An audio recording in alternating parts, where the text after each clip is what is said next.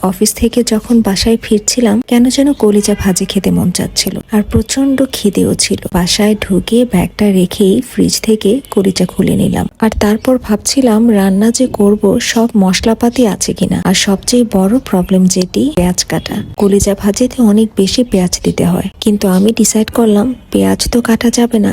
ফ্রিজে দেখলাম যে সামান্য 2-3টা পেঁয়াজ কাটাই আছে, বাট কলিজা ভাজির জন্য অল্প।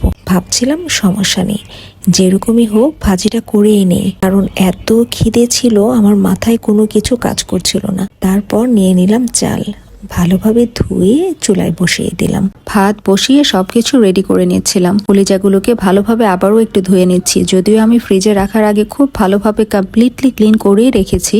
তারপরেও আবার একটু ধুয়ে নিয়ে তুলে নিলাম অ্যান্ড ফ্রিজ খুলে চেক করলাম যে আসলে কি কি দেয়া যায়। দেখলাম যে কোনো কিছুই নেই। তারপরেও আমি আজকে রান্না করব, কারণ খেতে যখন মন চেয়েছে আর কি। তারপর অনেক ক্লান্তি লাগছিল, ভাবলাম চোখে মুখে একটু পানি দেই।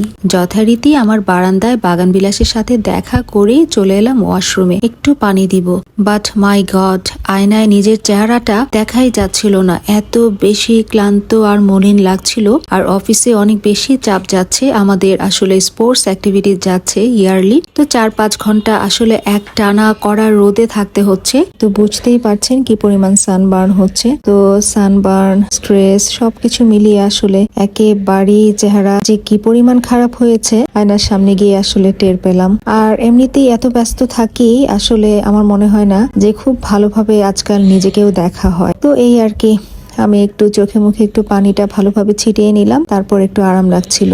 আর ভাবছিলাম শত ব্যস্ততার ভিড়ে নিজেকে দিন দিন হারিয়েই ফেলছি। তো তারপর ঘুরে এসে দেখি ভাত অলরেডি হয়ে যাচ্ছে। তো ভাতটাকে নামিয়ে নিয়ে তারপর আমি একেবারে ইজি ওয়েতেই, এমনকি আমার কাছে রসুন বাটা ছিল না বলে আমি আস্ত রসুনই দিয়ে দিয়েছি গরুর মাংসের মতো। আর কলিজা সামান্য কম ছিল, অল্প ছিল, তাই আমি কিছু আলুও দিয়ে দিলাম। অ্যান্ড তারপর সবকিছু দিয়ে নেড়ে চেড়ে ফাইনালি আমি আমার নিজের হাতে বানানো গরুর মাংসের একটা মশলা, গরম মশলা, সেটা আমি উপর থেকে ছিটিয়ে দিয়েছি। অ্যান্ড এটার জন্যই আসলে ভাজিটা খেতে মজা হবে। তারপর আমার ভাজি হয়ে গেল এবং সবার শেষে এখন হচ্ছে খাবার পালা।